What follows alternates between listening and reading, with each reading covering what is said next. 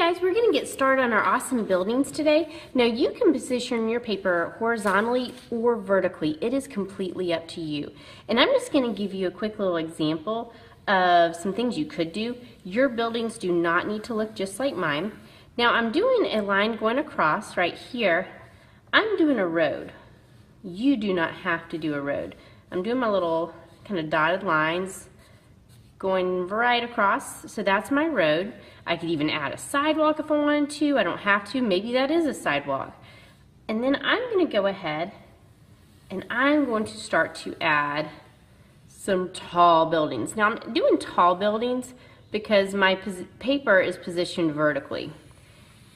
If I were doing my paper the horizontal way, I would probably actually do some buildings that were a little bit shorter. So I'm doing a little triangle top. I'm going to go ahead and do some windows going down. What shape is that? Square. I'm going to put a big door right here in my building. Whoop. Down. Maybe little doorknobs. Whoop.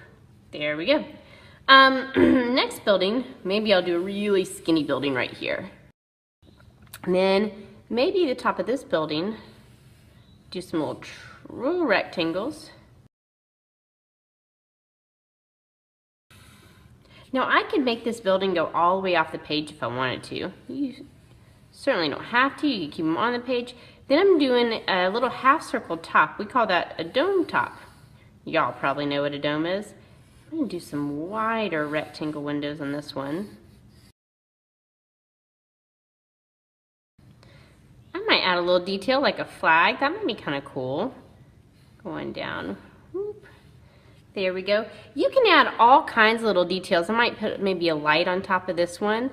Maybe put a couple of extra layers right there. A little extra design right there. Maybe I'll do a little line up. We'll do a line up on that one too. There we go. So your details that you want to add, completely up to you. Once you finish with your pencil, you are going to write your name and your teacher's name on the back side of your paper. Now going over all of our pencil lines with Sharpie marker.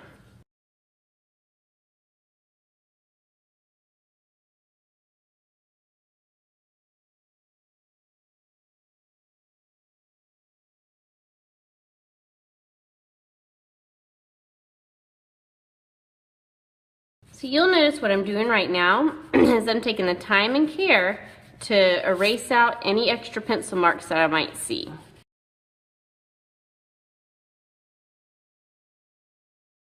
Alright, so we also have these nice little artist pens. So if you want to do tiny little details that are too small to do with the Sharpie and want to do that with an artist pen, you certainly are welcome to. You do not have to. Just an idea and just an option. But you're going over most of the main lines with your Sharpie. And I'm going to stop right there. Can't wait to see what y'all do with these. Thanks, guys.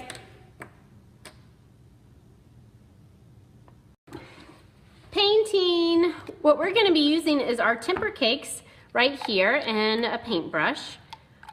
You can paint these windows, these buildings, all of this, whatever colors you want. Using the tippy tip of that paintbrush, remember, and painting nice and slow.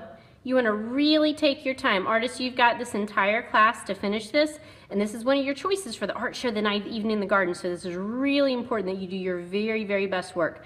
Notice how much control I have when I use the tippy tip of that paintbrush, just like that. Now I want to remind you also, when you're painting and you get wet paint next to wet paint, that wet paint can kind of bleed out. So let me show you what I'm talking about. So if I have these windows, and I painted these windows black right here, so obviously these lights are turned off in this building. If I painted this building green and went ahead and hopped over to the green building, and I was painting with my pretty green, oh there we go, and I accidentally touched that black, all of a sudden that black kind of runs out into that green. You see what that's doing? So I'm actually going to blot that right here because I don't want that to happen. But I want you to just see how that happens. So you want to skip around. So after I would paint these windows, I would actually go somewhere else on the paper while these windows dry so I don't have that paint running out, okay? So I wouldn't paint this building right now. I'd go somewhere else and kind of hop around.